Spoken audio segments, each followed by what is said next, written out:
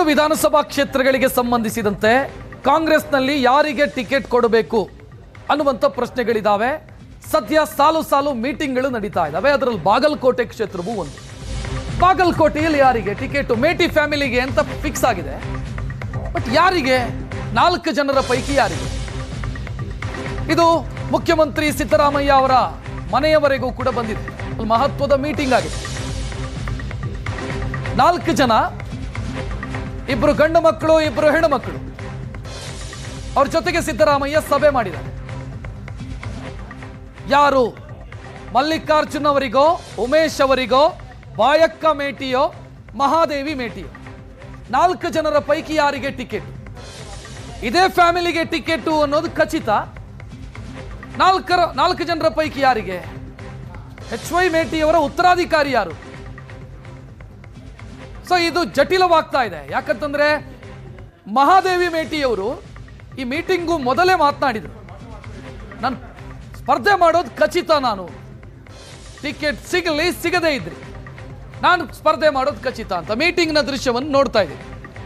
ಮುಖ್ಯಮಂತ್ರಿ ಸಿದ್ದರಾಮಯ್ಯ ಈ ಕ್ಷೇತ್ರವನ್ನ ಅವರೇ ಆಸಕ್ತಿಯನ್ನು ತೆಗೆದುಕೊಂಡಿದ್ದಾರೆ. ಈ ಕ್ಷೇತ್ರದ ವಿಚಾರದಲ್ಲಿ ವೈಯಕ್ತಿಕ ಆಸಕ್ತಿ ತೆಗೆದುಕೊಂಡು HY ಮೇಟಿಯವರು ಸಿದ್ದರಾಮಯ್ಯ ಅವರ ತೀರಾ ಆತ್ಮೀಯರಾಗಿರೋದ್ರಿಂದ ಆ ಕ್ಷೇತ್ರದ ಬಗ್ಗೆ ಅವರೇ ಆಸಕ್ತಿ ತೆಗೆದುಕೊಂಡಿದ್ದಾರೆ. 4 ಜನ, ಮಲ್ಲಿಕಾರ್ಜುನ್ ಮೇಟಿ, ಉಮೇಶ್ ಮೇಟಿ, ಬಾಯಕ್ಕ ಮೇಟಿ, ಮಹಾದೇವಿ ಮೇಟಿ, 4 ಜನರ ಪೈಕಿ ಯಾರಿಗೆ ಟಿಕೆಟು ಅನ್ನೋದು ಸದ್ಯಕ್ಕಿರುವಂತ ಕುತೂಹಲ.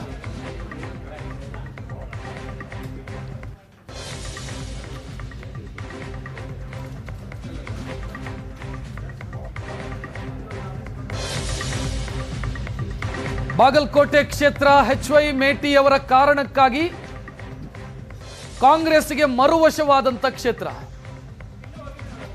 ಈ ಕ್ಷೇತ್ರದಲ್ಲಿ ಕಾಂಗ್ರೆಸ್ಗೆ ಗೆಲ್ಲಬಹುದಾದಂಥ ಜಾತಿ ಲೆಕ್ಕಾಚಾರ ಇದೆ.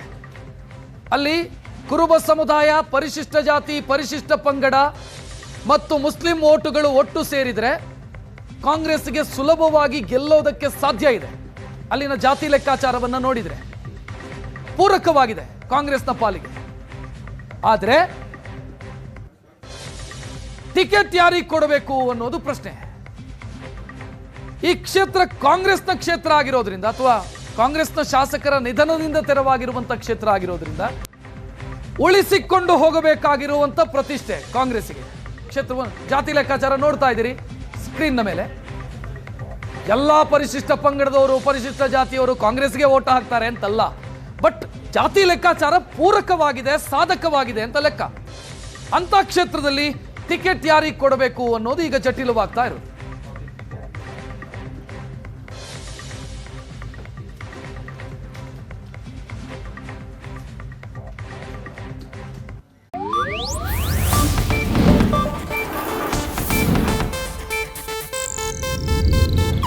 ಇದು ಏಷ್ಯಾನೆಟ್ ನ್ಯೂಸ್ ನೆಟ್ವರ್ಕ್ ಪ್ರಸ್ತುತಿ.